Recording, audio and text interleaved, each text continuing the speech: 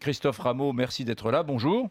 Bonjour. Bon, comment vous voteriez sur le brunémétrie aujourd'hui quand je dis que l'État est irresponsable parce qu'on continue à embaucher dans le contexte... C'est vous qui êtes irresponsable, monsieur Brunet, totalement irresponsable. Je préfère avoir des enseignants, des infirmières, et on manque aujourd'hui d'enseignants, d'infirmières, de pompiers et de policiers, plutôt que d'avoir des hauts cadres très bien payés dans la finance ou dans les firmes multinationales, parce que cela, ils ne dérangent jamais. Donc aujourd'hui, il faut savoir qu'un fonctionnaire, c'est productif, monsieur Brunet. La seule différence, c'est quand vous rentrez dans une boulangerie le matin, vous payez votre croissant. Eh bien, quand vous marchez sur un trottoir, quand vos enfants rentrent à l'école, ils sortent pas leur carte bleue, mais il faut le payer, on paye par l'impôt. Donc votre irresponsabilité, ça consiste à ne pas comprendre qu'un fonctionnaire, la fonction publique, c'est plus juste, ça réduit les inégalités et c'est moins coûteux que le privé.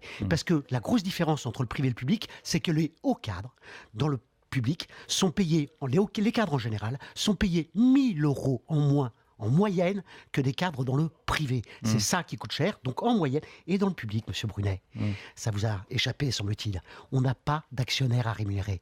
Donc tout ça, ça fait en sorte que le public, ça coûte moins cher que dans le privé. Donc c'est votre propos qui est proprement irresponsable. Vous pouvez me dire aujourd'hui si on a trop d'enseignants, notamment dans le primaire, alors qu'on est en dessous de la moyenne de l'OCDE. Vu ce qui s'est passé, les attentats, vous trouvez, si dans le primaire, monsieur, on est largement en dessous. Il faut réviser vos fiches. Vous trouvez qu'on a trop de policiers?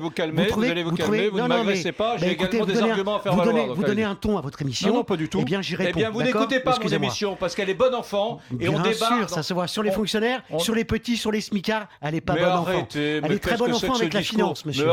Elle est très bonne enfant avec les hauts cadres. Quel lieu commun, mon Dieu. Bien sûr, quel lieu commun. Vous tapez toujours contre les fonctionnaires, contre les petits, contre les smicards, contre les pauvres. C'est ceux qui sont sans arrêt dans le viseur de la sulfateuse dans votre émission, monsieur. Si vous voulez que je vous donne des brevets de pauvreté, non mais qu'est-ce que c'est? Non, c'est pas une question de brevet de pauvreté, arrêtez avec les lieux communs. Bon, revenons à les arguments. Revenons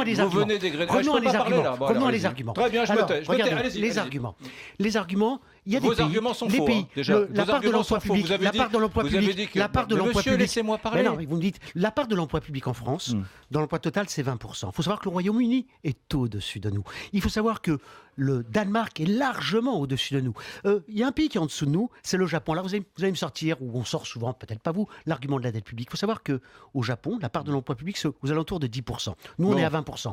La dette publique au Japon, c'est 250%. Au Danemark, en Suède, où la part de l'emploi public est plus élevée qu'en France, eh bien, la dette publique est largement inférieure à celle de la moyenne de l'Union européenne. Donc, il n'y a pas de lien entre l'emploi public et la dette publique. Alors,